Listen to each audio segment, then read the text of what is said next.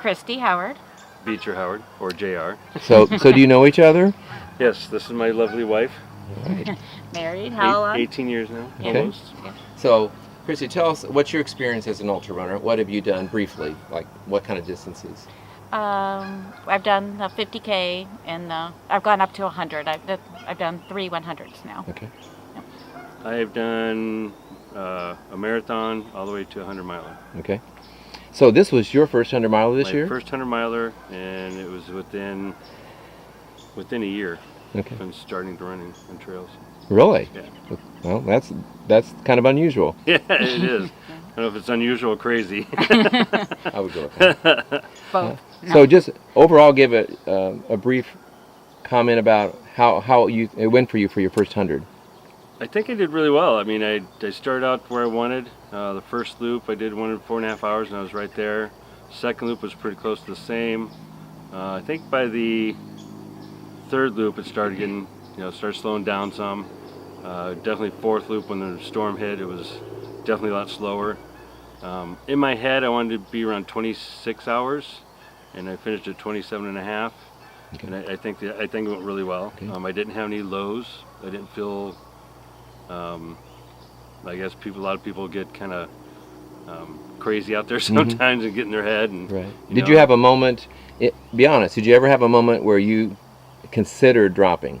No, I did not. You had made up your mind from the Yes, get-go. I knew from the get-go I'm going to finish this no matter what. So, Christy, you were his pacer.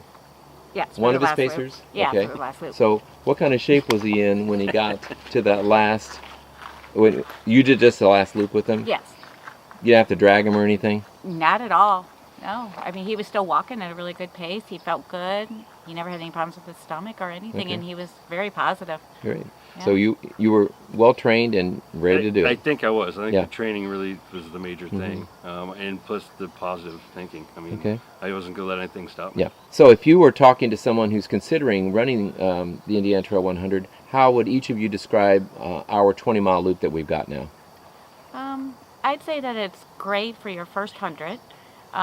It's a lot of it's very runnable. There is some up and downs and some single track area, but it's kind of got a mixture of everything, so you don't really get bored with it. And Okay.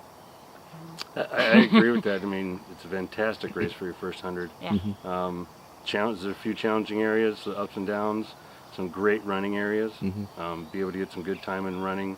So did you do?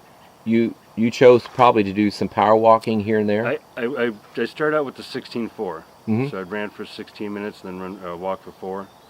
Worked out great here on this course. What happened if you're 16? Because I do time things sometimes too. What happened? Did you kind of ignore it sometimes when you got to certain ups? And, Yes, and just especially later in the race. If I was supposed to be running at that time, got to a good-sized hill, I would still walk the hill. Good. Yeah, and then continue on from there. All right. Want to comment from each of you about our volunteers? oh my gosh, unbelievable. How much time do you have? Yeah, Yeah. the best I've seen in any of my races at all. And the aid stations are unbelievable.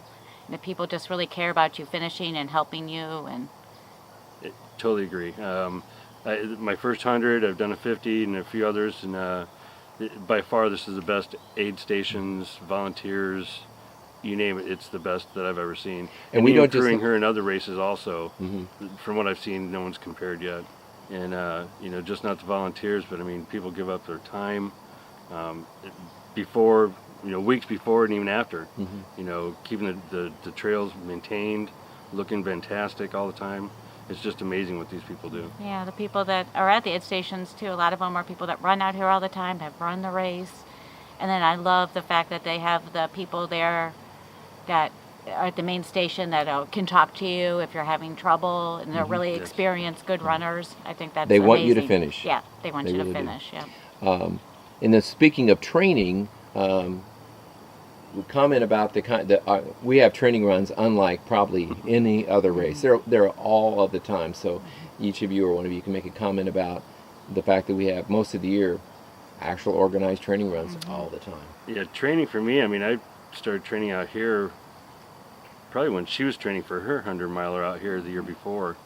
So, I mean, I'd been coming out here for quite a few months a long time, all year round. We're out here in the wintertime, running through the snow, 12 below zero. Right. We're out here every single weekend. It's open to run out here and train all the time. And, there's a Facebook page, and pretty much that's how you connect with the people. You can say that you're going to run this day and find people to run with.